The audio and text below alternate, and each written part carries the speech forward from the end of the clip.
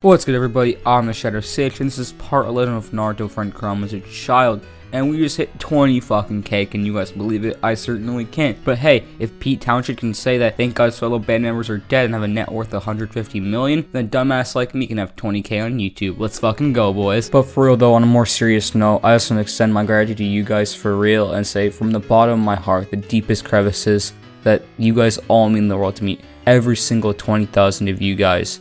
It means the world. I created this channel just a few months ago thinking I was gonna have fun with it, wouldn't go anywhere, I wouldn't get past 100 subscribers, but here I am 20K later, and you guys have made these past few months some of the best months of my life. So I just want to say from the bottom of my heart, thank you so much. I love all of you. But now for real, let's get into the video. But before we actually do that, shout out to Jay Lunas, great content creator. He's one of my subs, he's on the Discord server. He's just so funny and he makes great content, so go check him out. I'll link him down in the description.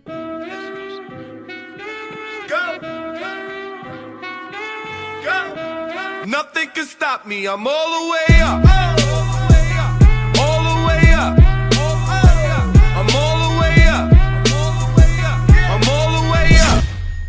So in the previous video, Naruto and Sasuke get back to the village and Naruto finds out that Jiraiya died. And this time, in a fit of anger, Tsunade pins the blame on Naruto by accident, and this scars him emotionally. And Naruto's gonna go on to grieve, just like in canon, and eventually he'll meet Iruka and get talked to Jutsu and Shikamaru as well. And now that he's back to being his normal self, he'll get ready for training, but this time he's not gonna go to Mount Miyaboku to learn Sage Mode, because he already has KCM, which is like 10 times stronger than Sage Mode. So why would he go all the way to Mount Miyaboku to get Sage Mode? And that's why a lot of people complain about this in the previous part, but I've laid out my reasoning and it totally makes sense, so I'm not changing it. Alright guys? I am going to remind you in advance that I'm very sorry and I apologize for the inconvenience of me not giving a fuck what you think. Look at the fuck in.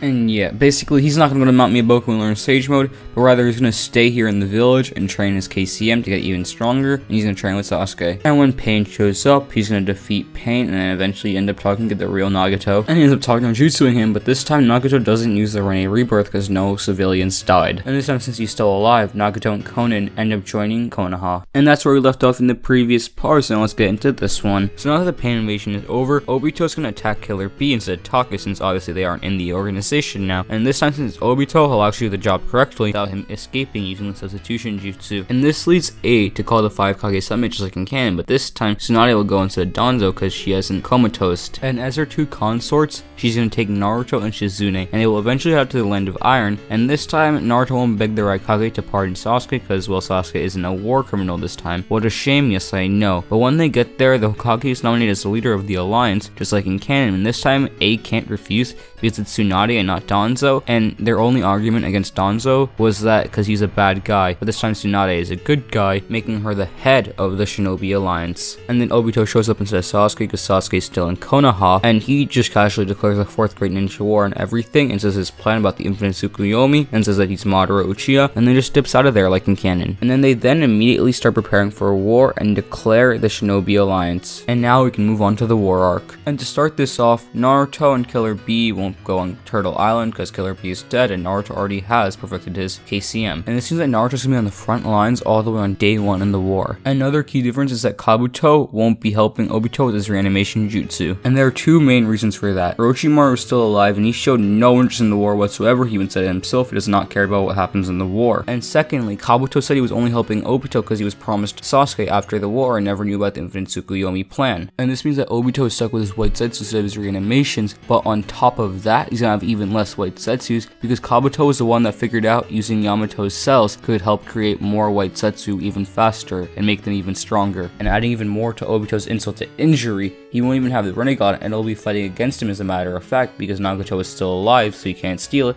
and Nagato is serving Konoha so he'll be fighting against Obito. And the only thing that Obito is helping him in this timeline is that Kisame is still alive and wasn't killed by Mike Guy on Turtle Island, but that doesn't really matter much because he'll probably get killed off in the early stages of the war. And I also forgot to mention that Sasuke's gonna be there right from the early stages of the war as well, instead of just showing up halfway through. And now that we're done with all the precursor stuff to the war arc, let's actually get into what the war arc contains. So since Naruto's on the front lines, he'll make his thousands of shadow clones right off the bat, and they will easily take care of all of the White Setsu all across the Shinobi Alliance in the war. And once Naruto and Sasuke finally confront Obito, he's gonna be way easier to fight because he doesn't have a 6th Jinchuriki helping him fight. And on top of that, Kakashi and Guy are gonna be there with him just like in canon, but this time not B. And on that note, also the 4 first Hokage aren't gonna be there as well because Orochimaru and Sasuke never revived them. And as the fight actually drags on, Obito's going to be on the losing end of this fight. And we know that Obito never had any intention of reviving Madara, and even if he did, he couldn't revive him because he doesn't have the Rinnegan to use Rinne Rebirth, or he doesn't have the reanimation jutsu from Kabuto. And on top of that, he can't become Jubito either, because without the Gold and Silver brothers being revived and sealed inside the Sage of Six Paths tools, they can never be absorbed inside the Geto statue and then become the Jubi. And without reviving the Jubi or having Madara on his side, there's literally no possible way that he can defeat Naruto and Sasuke,